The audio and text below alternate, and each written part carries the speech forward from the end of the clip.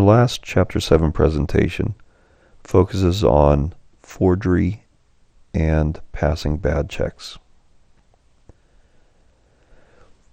At the heart of forgery is the act of changing a particular item. It could be a document, it could be a check, it could be money, it could be a painting, it could be anything, but basically you alter it, you create a new fake version of it, so like a painting or money, and you pass it off as real.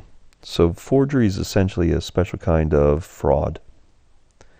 And so if we see how the Model Penal Code defines forgery, we see that it's defined as a person is guilty of forgery if with the purpose to defraud or injure anyone. So there's our specific intent. You must have the purpose of defrauding or injuring someone, or with knowledge that you are facilitating a fraud or injury to be perpetuated by anyone or perpetrated by anyone.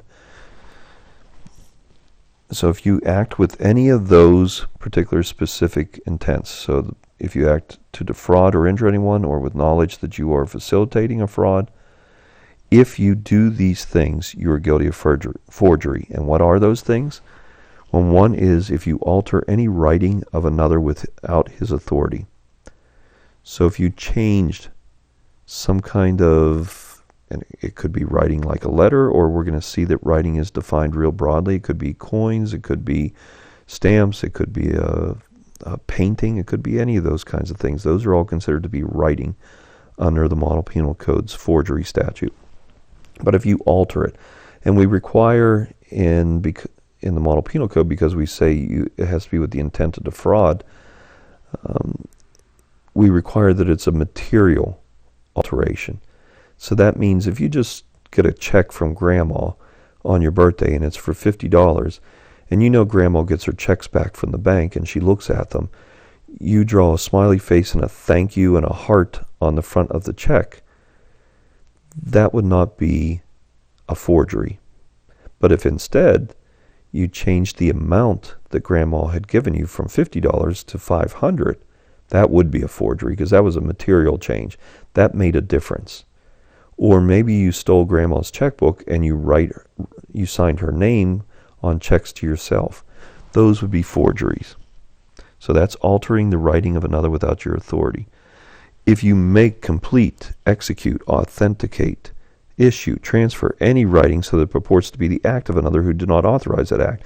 So actually my example that I just gave of you taking the checkbook and signing Grandma's name to a blank check and passing it off as if Grandma had really written it would actually fall under Part B. So it wasn't just altering it, like changing the amount on the check that Grandma had already written, but this is taking a check and making it, writing it yourself. So if you do any of those kinds of things, then you are guilty of forgery. If you make a copy, so if you make a painting and you pass it off as a Rembrandt when it really isn't, it's a fake, it's a forgery, then again you're guilty of forgery if it's a fake. So if you also execute the item, the writing, at a time or place in a numbered sequence other than it was in fact the case, so for some reason the order of the checks or the transactions were important and you switched them around so it looks like one occurred before the other, you're guilty of forgery. Or if you claim that this is a copy of an original, but that no such original existed. So if you say, this is a copy of the original will that so-and-so wrote, but we can't find the original will, if we show that it never existed, then you're guilty of forgery. In Part C, if you utter any writing which you know to be forged in either as is specified in Part A or Part B, then you're guilty of forgery. And what we mean by utter is if you actually pass it off, if you try to sell it, if you publish it, if you do any of those kinds of things, then that would be uttering. So it's not just making it and somebody finds the fake Rembrandt in your house that you haven't quite completed, but you haven't tried to sell it or defraud anybody. That could still be a forgery if your intent was to defraud someone. But in Part C, if you actually then tried to sell the painting and pass it off as a Rembrandt, then that would be uttering. As you can see, writing is broadly defined, and it includes any printing or any other method of recording information, such as information, money, coins, tokens, stamps, seals, credit cards, badges, trademarks, other symbols of value, right, privilege, or identification. So if you copy someone's label, so if this is Nike, and you make counterfeit Nike clothing, and you copied their trademark, their Nike swoosh, that would also be a kind of forgery.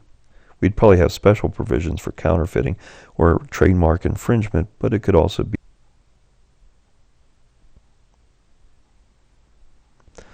Under the Model Penal Code, passing bad checks is a crime.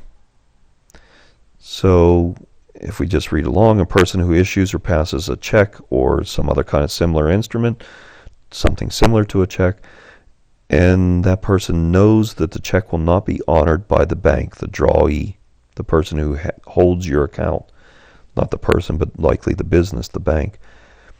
If you pass a check and you know that it will not be honored, then you commit a misdemeanor. So for this particular crime, the Model Penal Code continues on, for the purposes of this section as well as in any other prosecution for theft committed by means of bad check, an issuer is presumed to know that the check or order, other than a post-dated check or order, would not be paid if. So you, the person who's writing the bad check, will be presumed to know that it would not be paid. So it's not just an honest mistake. I thought I had money in my account, but I forgot that some withdrawal was made to pay some bill, and so I'm overdrawn. It's not simply that, but it's if we presume that you knew your bank account was empty and you could not pay it, we're going to presume it if these things happen. If you, the writer of the check, had no account with the drawee at the time the check or order was issued. So if you're writing checks from First National Bank and you know you have no account with First National Bank, then we're going to presume that you knew that that check would not be paid when you wrote it. Or if you did have an account, but the payment was refused by the drawee for lack of funds, so your check bounced, we give you a time period to fix that. So upon presentation within 30 days after issue, so if 30 days after you wrote the check, if you were told that you didn't have sufficient funds and your check bounced, if you failed to make good within 10 days after receiving notice of that refusal, you are guilty of passing bad checks, a misdemeanor. So again, maybe some of you listening to this have had this happen.